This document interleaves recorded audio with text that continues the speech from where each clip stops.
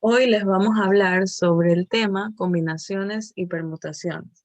Entre los integrantes se encuentran Priscila Morales y Marisa Navarro. En primer lugar, ¿qué son permutaciones? En estadística, dado un conjunto finito con todos sus elementos diferentes, llamados permutación, a cada una de las posibles ordenaciones de los elementos de dicho conjunto. Es decir, que es todo arreglo de elementos en donde nos interesa saber el lugar, cargo o posiciones que ocupa cada uno de los elementos que constituyen dicho arreglo. La fórmula a implementarse es NPR igual a n factorial, es decir, el número de elementos, sobre, entre paréntesis, n menos r factorial. Las combinaciones. Es una colección de subcolecciones de objetos que permiten calcular el número de arreglos que pueden realizarse con todos o con una parte de los elementos de un solo conjunto, en donde nos interesa el orden o posición de los elementos entre sí. En una combinación nos interesa formar grupos y el contenido de estos mismos grupos, en donde la fórmula a implementarse es CR elevado a la n igual a n número de elementos factorial sobre, entre paréntesis, n menos r factorial por r factorial. Entre las ventajas y desventajas de dichos temas mencionados se encuentran que las permutaciones, por ejemplo, en estas el orden es muy importante. En cambio, en las combinaciones el orden no importa, no es lo primordial.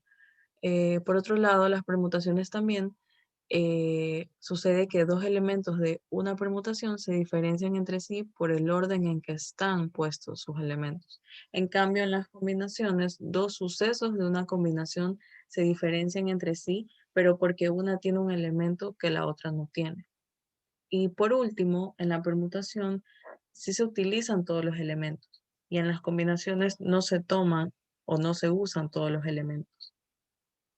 A continuación, se va a presentar un ejemplo de ejercicio de dicho tema.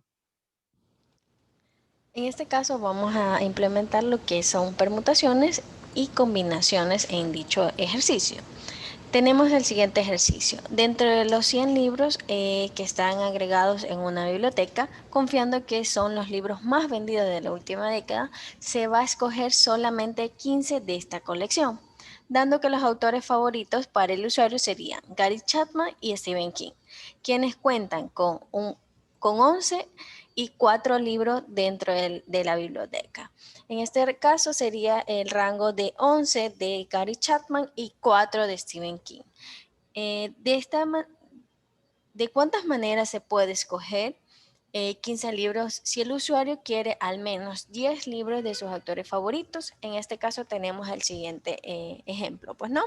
Tenemos 10 libros favoritos, donde 6 serían de Gary Chapman y 4 de Stephen King, dando como una variable estable de 5 dentro de los 85 restantes de los demás libros. Entonces tenemos el rango de 6 más 4 que sería 10 y, y 5 en este caso sería 15 del resto de los libros, dando la sumatoria a los 100 libros vendidos de la última década.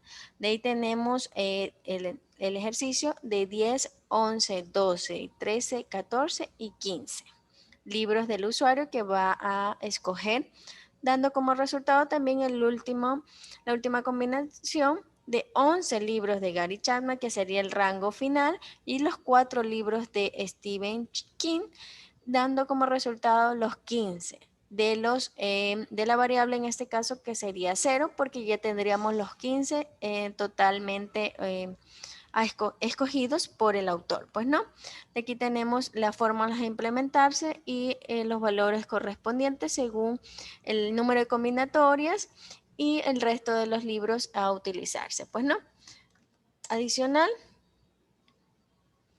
Adicional, tenemos lo que son las conclusiones, que se encontró una mejor solución para el problema de elegir los libros deseados por el usuario según la disponibilidad de los libros contenidos en total, obteniendo un conjunto de combinaciones de libros. El uso de combinaciones y las permutaciones los empleamos en cualquier ambiente personal, laboral, de acuerdo a las actividades cotidianas a realizarse.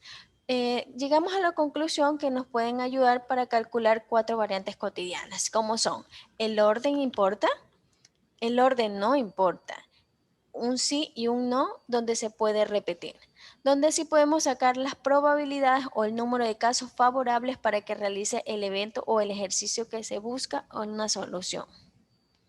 Muchas gracias, espero que le hayas agradado, fue un gusto.